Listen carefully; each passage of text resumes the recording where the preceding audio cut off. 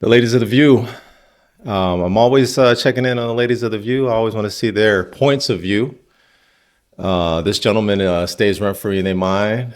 He's actually my favorite president, and I think deep down inside their favorite president. They definitely love talking about him more than anybody else on the show.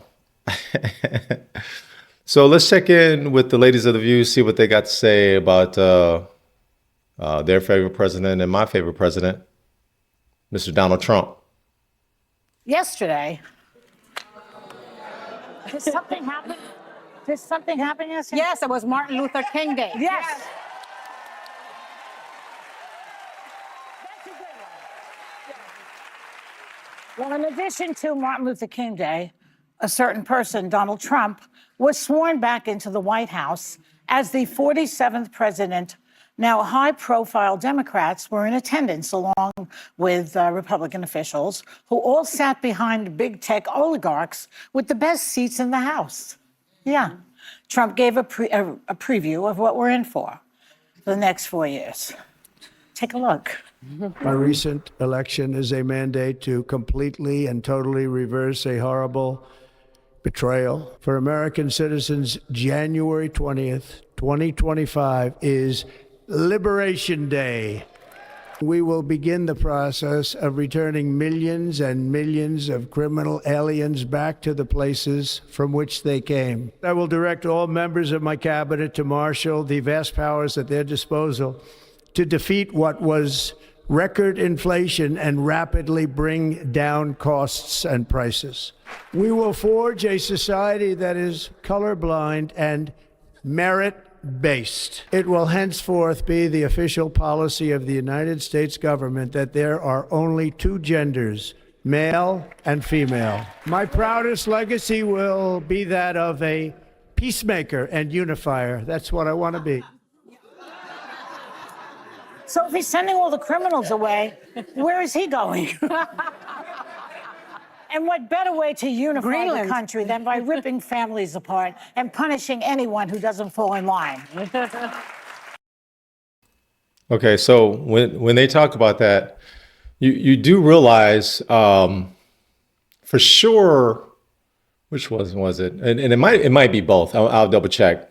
But both Barack Obama and Joe Biden have higher deportation counts that I believe than Donald Trump. I'm going to have to go ahead and research that. I know I read that somewhere. It's either Barack Obama or Joe Biden, or maybe it's both, have deported more people than Donald Trump. So it's interesting.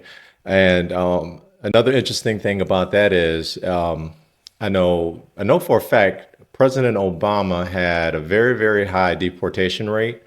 He just didn't advertise it. It wasn't like he was, talking about it and promoting it like it's a new album coming out. He wasn't doing anything like that. It was kind of hush hush. And I have a story that I've told many times about a personal friend of ours.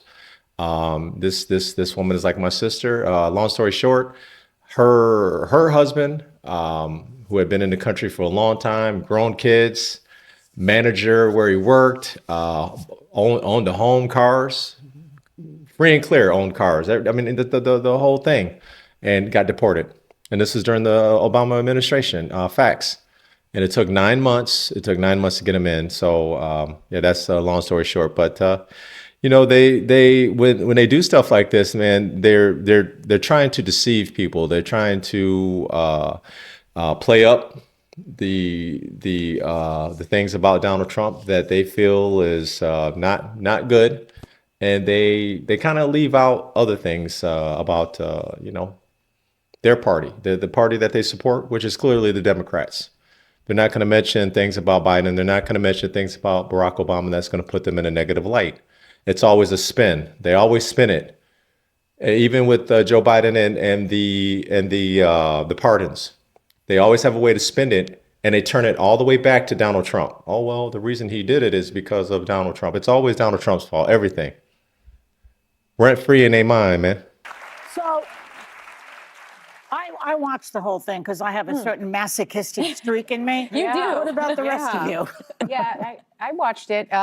Just the speech part. A lot of the revelry. It was hard because this is not someone I voted for, so I did not feel like sitting around and watching it. But the speech itself, I remember when it was done, my first reaction was, what is this country he speaks of? Because I immediately couldn't reconcile the way I see the country and the people and how it is right now and where he saw it. He didn't say carnage, but he said carnage pretty much in everything else. Do you remember the reference from his first inauguration when he said carnage? I just kind of felt this dark feeling. And then he had this kind of martyr-like, you guys are downtrodden and almost irreparable. You can't save this place, but I can. And it had this godlike complex without any Jesus qualities. It was kind of like a juxtaposition. But I was really disappointed, not surprised, just to be clear, but disappointed that there wasn't one kind thing to say about the outgoing administration. Because Au contraire, he was. What would he have to say that would be kind? The people voted Biden out, and from what it looks like there was a lot of shady things that was going on during that administration, and they've deceived the American public. They deceived the world.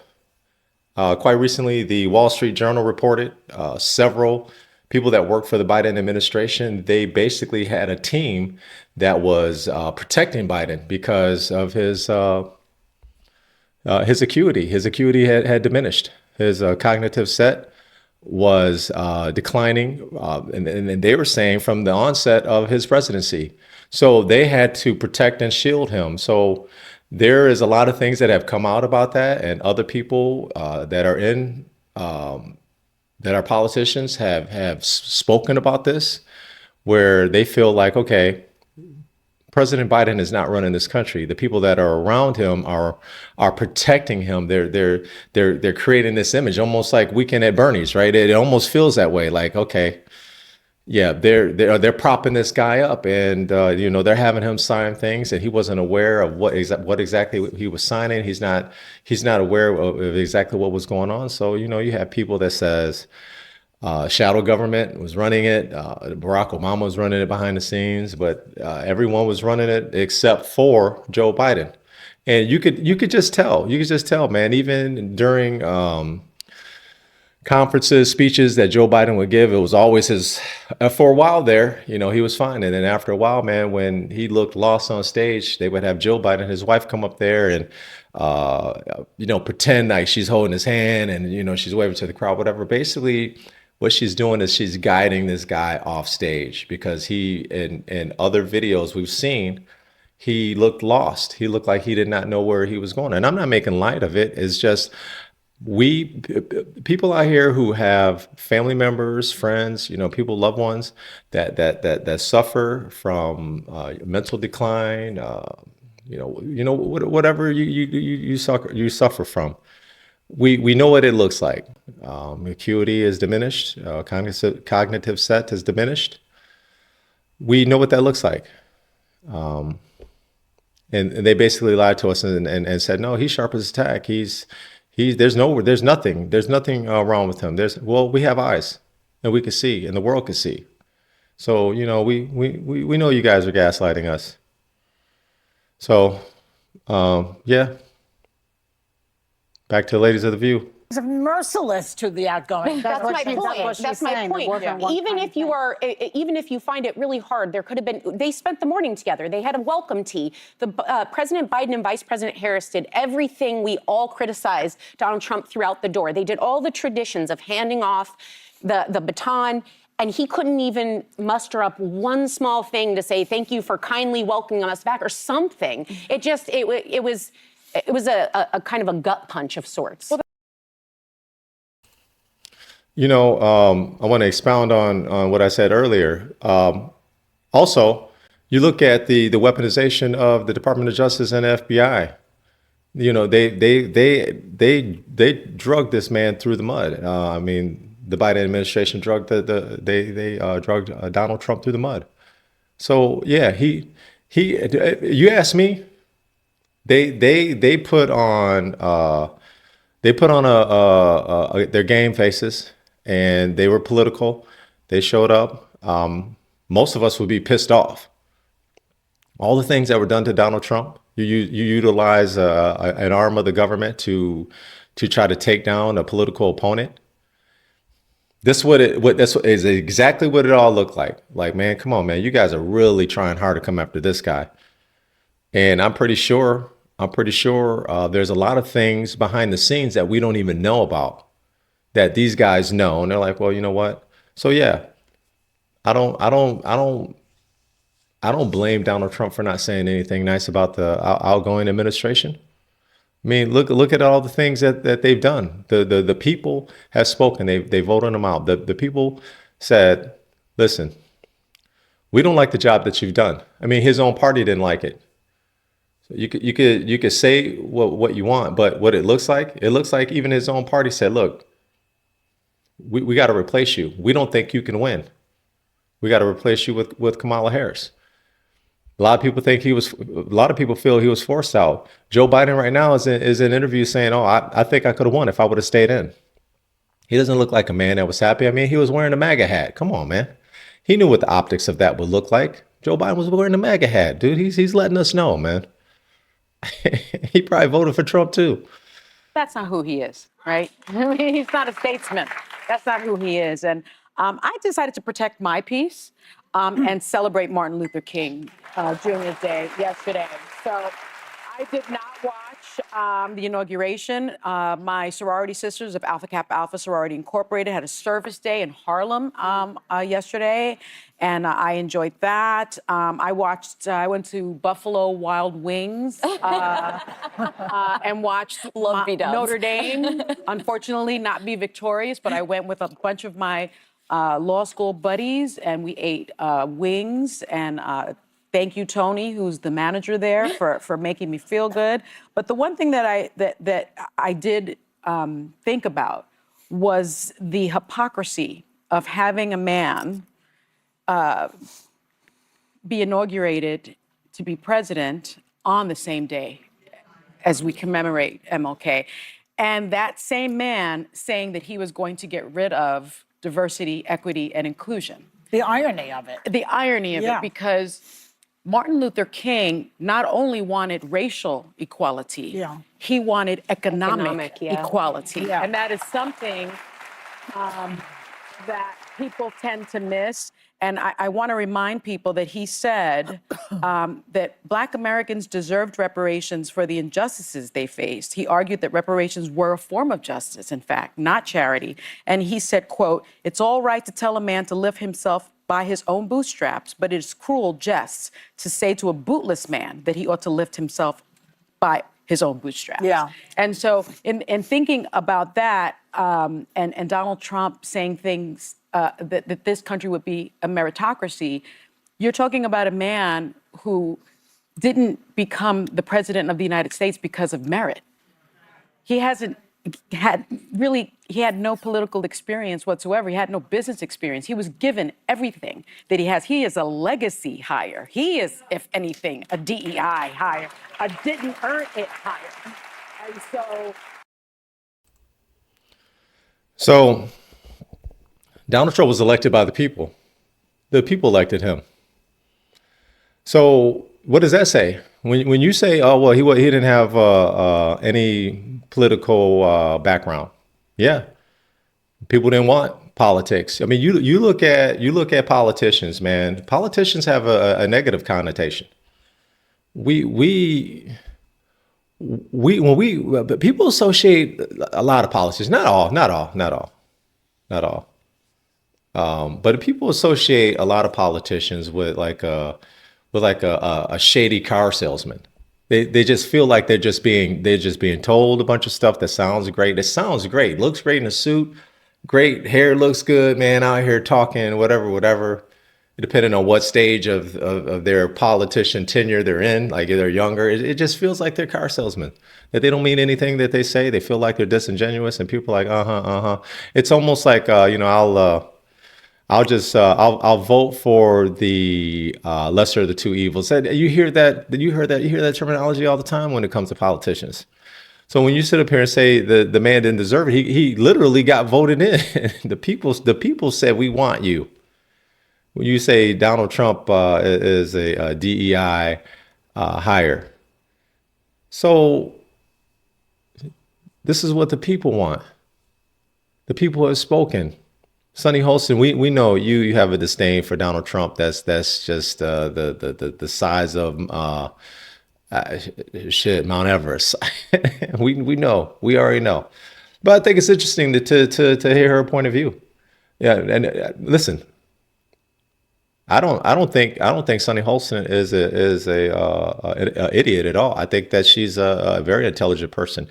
I believe this is what my personal belief.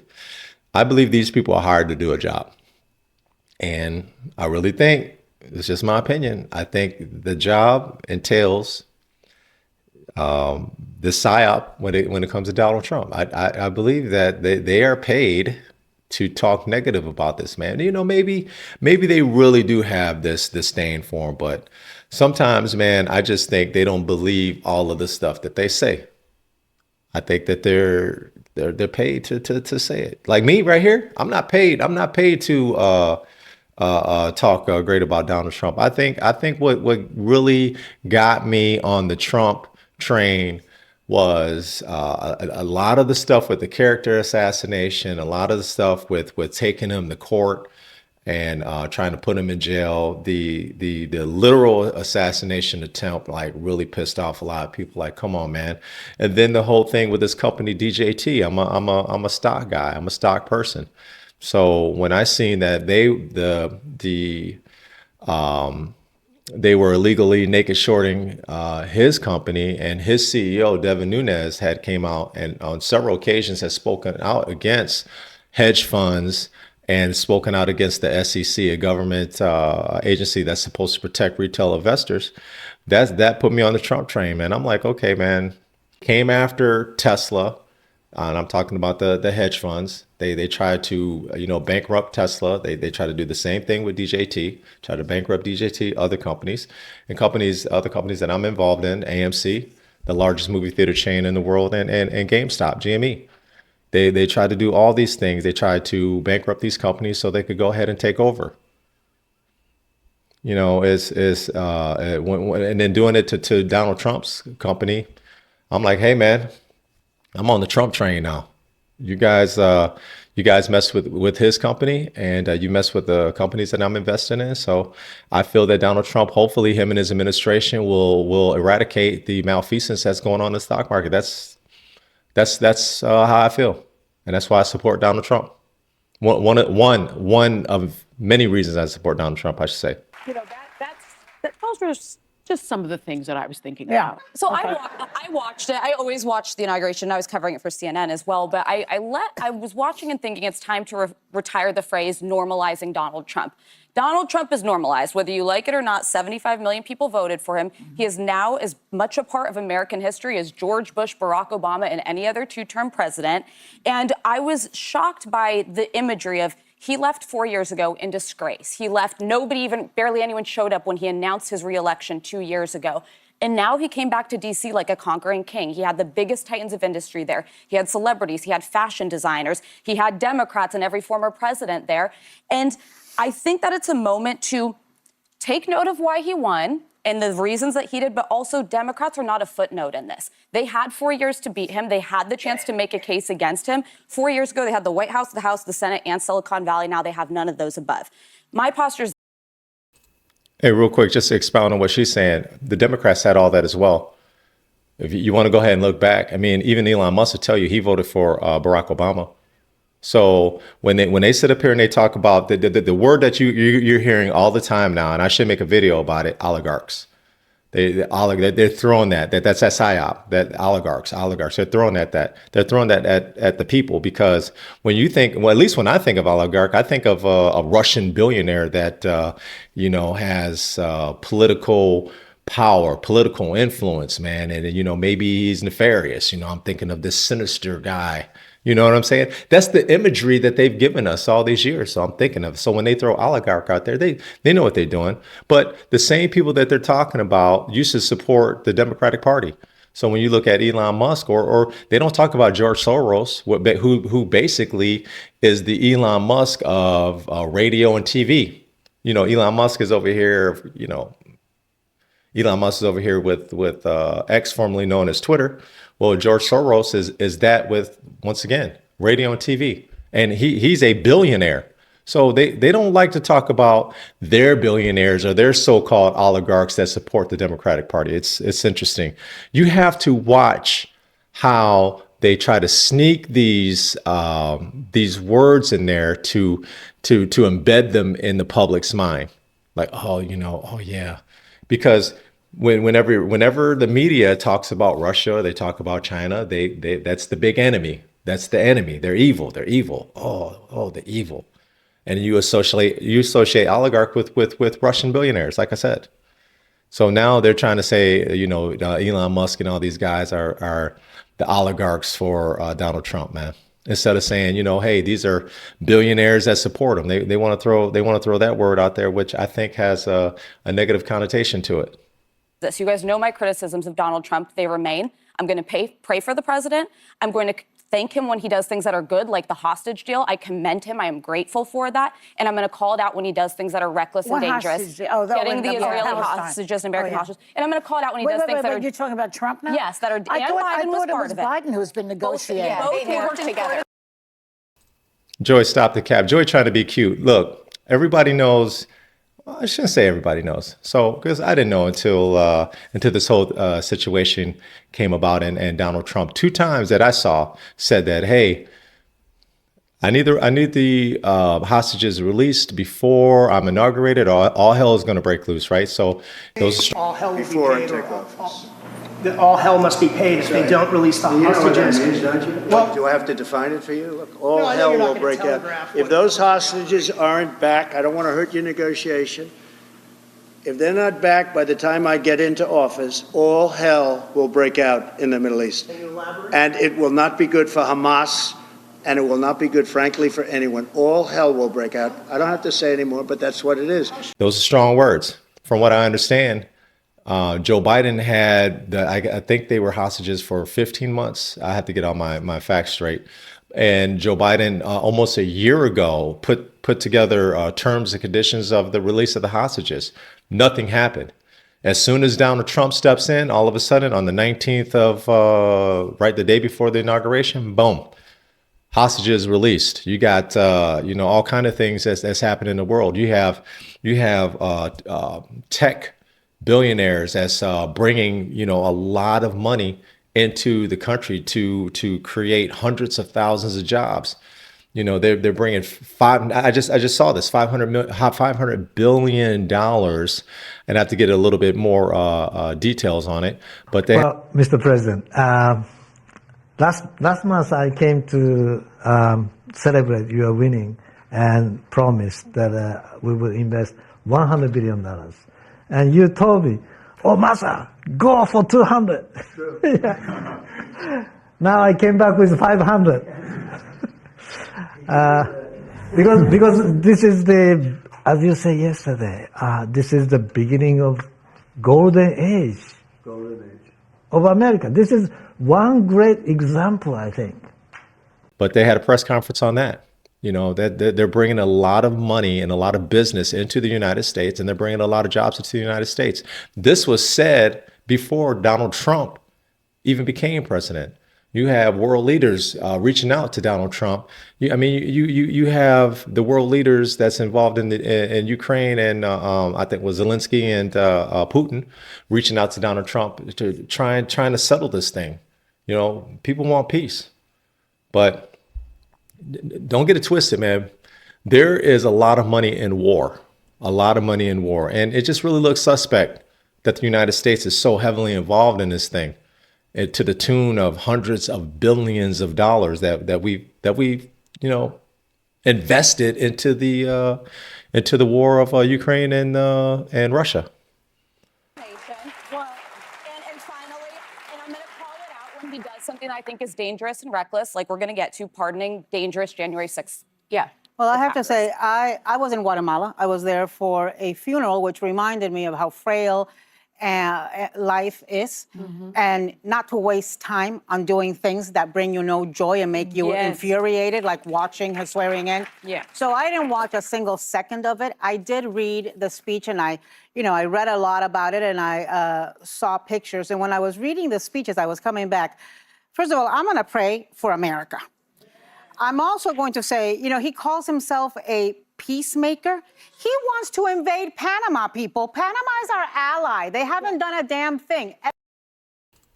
See, that's misinformation. He doesn't want to invade Panama. He hasn't said anything about an invasion of Panama. I think that what Donald Trump is saying about Panama should be a concern. I had no idea the Panama Canal was this important until this thing came up. I had no idea that the United States is actually the ones that built the Panama Canal and gave it to them. So I would imagine there is some business dealings between us that needs to remain in place. They need to be solid. And if what Donald Trump is saying is true, it looks like they're compromised over there, man. And if it's going to affect the United States, then yeah, I think that it deserves our attention. So, but don't sit up here and give misinformation. I haven't heard Donald Trump say anything about an invasion of the Panama Canal. I haven't heard it. Everything he is saying about Panama, and it struck me because I was in the region. Okay, that region is full of crazy people who don't like the United States, like Cuba, like Nicaragua, like Venezuela. The country of Panama is our longest, strongest ally in that region. Everything he is saying about the Chinese running the Panama Canal is a lie. It is run by the Panama Canal Authority. So that brought back that he is a liar in chief. That brought back that he's not going to be a peacemaker. I mean, okay, I don't think he says literally running the Panama Canal. I think he means that they control it, that they have influence, major influence over the Panama Canal. It definitely deserves more research. this guy is already in verbal war with Canada, Greenland, Denmark. By the way, they want to take over Canada and Greenland. He can't even stand in 20-degree weather. Has somebody explained? Look, art of the deal. The art of the deal. You have to understand when Donald Trump is trolling and when Donald Trump is saying some things to negotiate a deal. I don't think Donald Trump really wants Canada to be part of the United States. I think he's trolling. And you take a look at what happened with the prime minister there. His name escapes me, but anyway, he just recently resigned. That Trump pressure. I don't know if it was Donald Trump, but people are speculating it's that Trump pressure. I do think we have to be careful to not take the bait with Trump and always we take things literally that he says, cover him honestly, but I don't know that I think he's going to invade the Panama Canal. When there's an order to DOD and we've got Marines headed there, let's call it out. But often who's these he things, gonna order at often DOD? these Peter things Hegseth? become distractions from things that One at deserve a more. time. There's no generals to push back. That's one of the problems. There are no guardrails on Trump right now. No. There is nobody in that cabinet. There's no John Kelly. There's no General Mattis. There is nobody to push back on him when he calls and he says something absolutely insane. They've got both houses of Congress. They've got the Supreme Court in his pocket. And so if Democrats want to get some guardrail, get out of your funk, stand up, protest, call out the abuses of power, and get ready to at least retake one house of Congress in the next 2 years. And I might add, She said it at the end. Take over at least one house of Congress. This is what they're running for. They're running for the Senate seats in what, 2 years? 2026? Anyway, and they're running for 2028. They're going to go and they're going to continue to put these things in the public's mind that the Republicans and Donald Trump are evil. And we should not like them. We should not support them. And we should do everything possible to go against them. That this is the message that you're going to get. They're not going to say those words, but their actions and how they talk about the Trump administration shows you they have no interest in this man doing great things.